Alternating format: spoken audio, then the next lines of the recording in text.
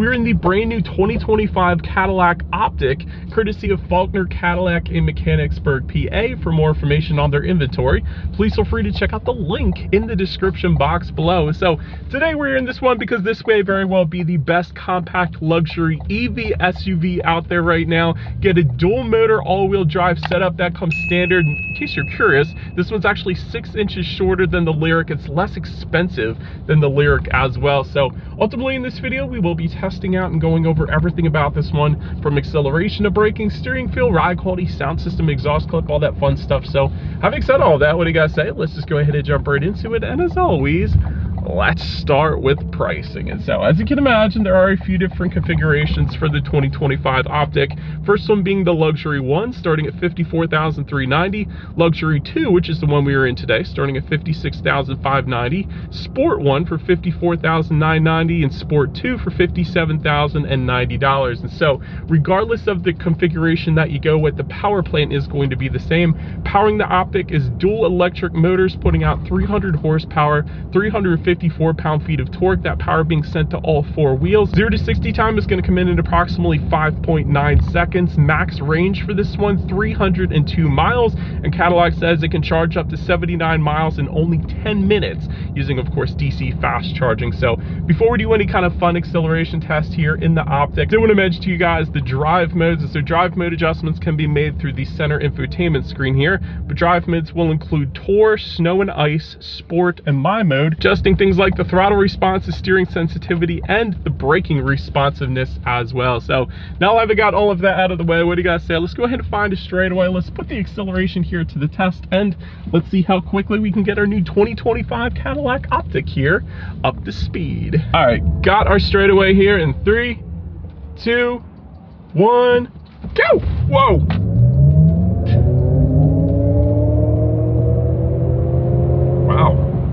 All right, for one, the headrest, they're super comfortable. I didn't expect that, but also love electric car accelerations because that was instantaneous. There was no kind of delay whatsoever. So yeah, that's plenty of acceleration to merge onto any highway. That was fun, like instantaneous acceleration, instant torque. You gotta love that. And it was quiet as stink too. I also love that. But anyways, to go along with that acceleration, as always, braking is equally important. So up front, you will find 17-inch ventilated front discs. In the back, 17-inch solid rear disc. You also, of course, have regenerative braking. And actually, the Optic does give you a full 1-pedal drive mode as well. So not all electric vehicles do that. So I always like to emphasize that because the ones that do are definitely cooler. And there is also this 1-paddle shifter here on the left that I have found that you don't have to hit the brakes. You can actually just hit that, and it's like braking using the paddle shifter, which is kind of interesting. So anyways, that's new for me, but overall braking feel is perfectly fine. Definitely didn't have any issues there. It kind of leans on the firmer side of things, which I personally am a fan of, so I like that. But then touching on suspension and handling, you will find an independent front and rear suspension, and Cadillac claims it is tuned for a smoother ride along with optimum handling as well. So speaking of, as far as ride quality goes, it's been perfectly fine in my short little test drive here today, so I don't have any issues there. As far as steering feel goes, it's weighted on the heavier side of things, which I always appreciate because instantly points you in the direction that you want to go, especially on some back roads like we're on right now. So I like that. As far as cabin noise goes, we're going 28 miles per hour right now. I'll let you guys be the judge through my Rode mic, but it is insanely quiet in this thing, as you typically do find in most electric vehicles. Part of the reason why it is insanely quiet is because you do have an acoustic laminated front windshield, and you also have acoustic laminated front door glass as well. And that's something I always look for, especially in EV cars, because not all of them have that, again, but the Optic does. So that's just about as serene as a cabin you can possibly get. That's typically what like Mercedes-Benz gives you and things like that. So I love it. It's a very serene cabin in here.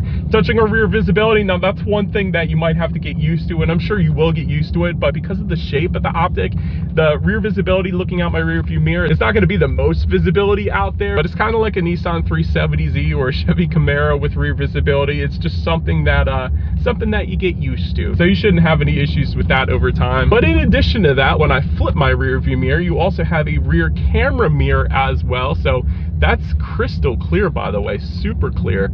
So I'm a huge fan of that. That looks really good. Also, rain sensing windshield wipers do come standard on the Optic as well. So whenever this thing detects any kind of mist or rainfall, it's going to automatically turn on those for you. So one less thing you got to worry about there. And I am also looking at what is perhaps the biggest head-up display I've ever seen. Like the miles per hour right now, it's so chunky, for lack of a better word.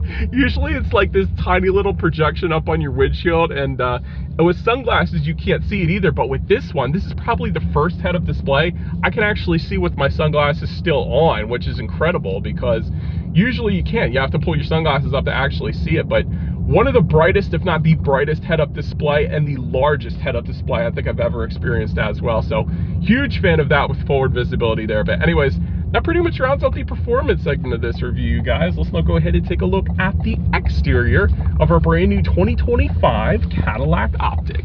All right, so here she is, you guys, the new 2025 Cadillac Optic, finished in black raven, in case you were curious of our exact exterior color name that we have with us here on this one. But as always, let's go ahead and start with where the Optic is made, taking a look at the VIN.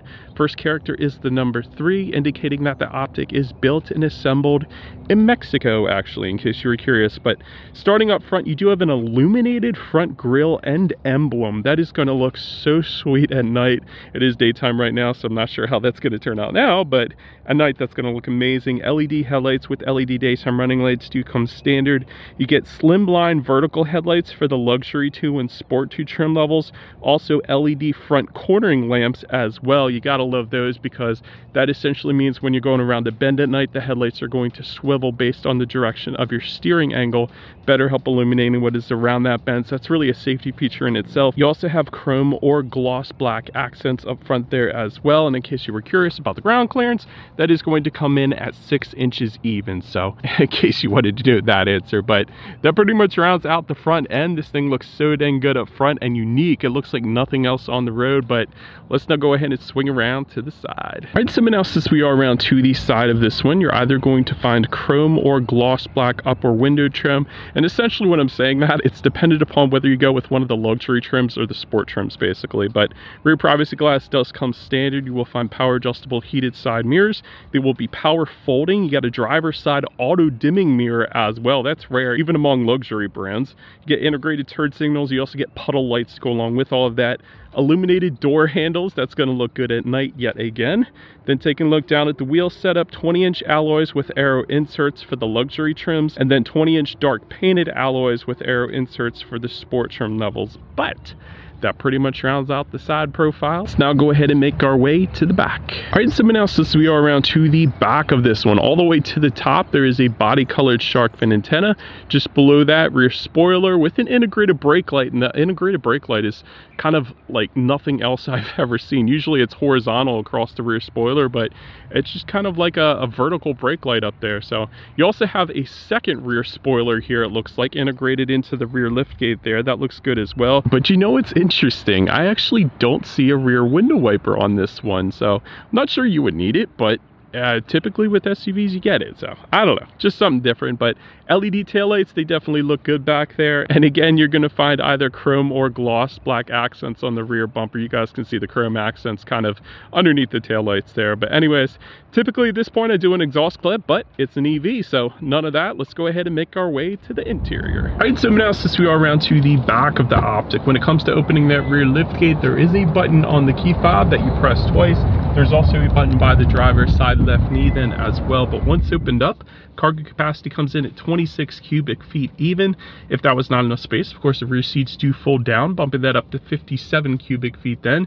There is LED cargo lighting back there. You have some chrome plated tie down anchors as well, a couple of grocery bag hooks, and then if you were to lift up underneath of that cargo floor, we'll actually find a good bit of in-floor storage, which most likely is going to be used to put your charging cables. That's where you're going to go ahead and put them. And in case you were curious if there is a frunk, there is not. I'll show that to you guys real quick. It's a bunch of other stuff basically, but I will say the hood is probably the smoothest closing hood that I've ever experienced. I don't know if that means anything to anybody, but it's interesting. But then making our way up to the rear legroom, that comes in at 37.8 inches.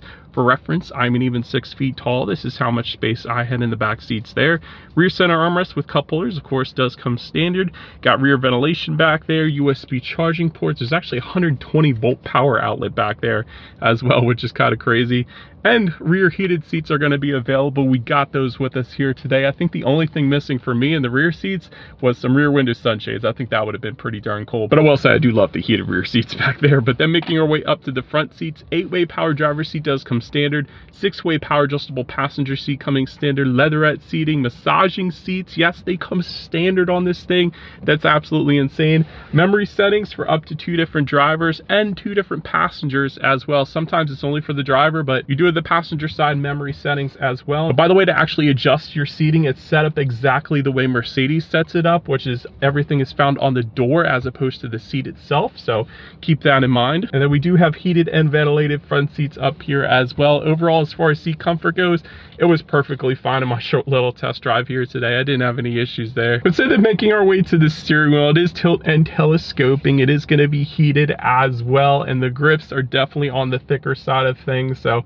definitely a big fan of the steering wheel. But now let's go ahead and make our way to the startup. Let me start by showing you guys the key here. Got your Cadillac logo on the one side. When you flip it over, lock, unlock, the button to pop the rear liftgate, and the ×2 button, that is going to be your remote start, which does come standard. You gotta love that. But in the end, it is all keyless entry with there's not even a push button start. You essentially just put your foot on the brake and shift it into gear. So it's that simple. But once started up, when it comes to the gauges, this is all part of a 33-inch diagonal LED display. So the gauges are on your left, the infotainment screen's on your right, but it's all 33 inches if you add it all up. So for a gauge cluster, it's pretty simplistic, I'll put it that way. When you change the drive mode, it basically adjusts the font really of the miles per hour. Like if you put it in sport, it's going to be italicized, and if you put it back in just tour driving mode, it's going to be like a regular digital readout. But really what you're looking at when you're driving the Optic is the head-up display anyway. So I think the only thing I'm probably looking down for on the gauge cluster for this thing is the how many miles you have left until you run out of range basically. But other than that, gauge cluster is fine. But now let's go ahead and make our way to overall interior quality. You're going to find a full glass roof that does come standard. It goes all the way into the back. LED interior lighting does come standard. You got universal home remote for all trim levels across the board. That's for up to 3 different garage doors, of course.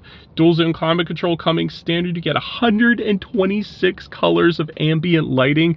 I think that's probably the most. Typically you find 64 on the really good vehicles for ambient lighting, but 124 color or 126 colors, that's absolutely ridiculous. Let me go into ambient lighting real quick. And there's actually so much different customizations you could do with the ambient lighting as well. I just turned up the brightness, but there's different styles. There's different themes where you could like put some of it one color and some of it another color. Like there's so much customization with the ambient lighting, more so I think than I've ever seen. So that is pretty darn cool as well. Big fan of that. You do have a wireless phone charger as well. That's kind of located just in front of the center armrest here, right behind the cup holders. So that is where that is. Really nice material inside the center armrest, by the way. And you got LED lighting within the center armrest too. That's fancy. And 2 USB charging ports too. A lot of recycled materials in this as well. So just below the cup holders, there's a good bit of storage there. So probably put your purse there, something like that. Just up top of that, even more storage there as well. But even on the doors, that same material feels like a recycled material. I like that. Also, this black and white theme, kind of texturized finish on the doors. I am a big fan of that. And that kind of continues surrounding the cup holders as well. And a very nice silver finish surrounding the cup holders too. Nice texturized design to that.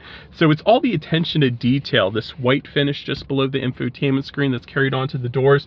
The aluminum speaker covers, huge fan of that too. And we'll be testing out that sound system in a little bit here. But even the grab handle on the passenger side up front here that's made of leather. And I don't think I've ever seen aluminum speaker covers located kind of on the roof of a vehicle before. Like this is a lot of firsts for me. And I driven the Escalade back in the day, but it's been a while. But even the little knobs to adjust the climate control direction, they're all finished in a silver texturized finish. So it's all about the attention to detail. And Cadillac did a wonderful job with all the attention to detail in this thing. So huge fan of that. Now let's go ahead and make our way to the infotainment screen, because the tech on the Optic, of course, is absolutely amazing. So again, part of the 33-inch digital display, you get Bluetooth and audio streaming, Android Auto, Apple CarPlay, factory navigation system up there as well. You can check out your drive modes as I was doing earlier. You can check out your charging statistics. So it'll tell you if you charge to 80%. In our case, it's going to give you 244 miles of range. So I like seeing that. You can check out your ambient lighting settings up there. You can check out podcasts, apparently, your climate control information, and of course your radio information as well. So you guys know we always have to test out the sound system. I'm super excited for this one.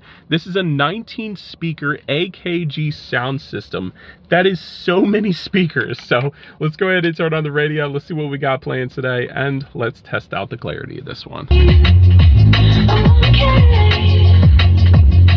That is absolutely ridiculous in the best way possible. That is insane. Like, I can feel the bass coming out of the back of my seat and the bottom of my seat as well. Like, the bass is insane. The clarity was pristine. Like, that's some of the best clarity I've ever experienced. I'm not sure it gets a heck of a lot better. And I've tested probably 1,000 sound systems at this point, to be quite honest, in vehicles.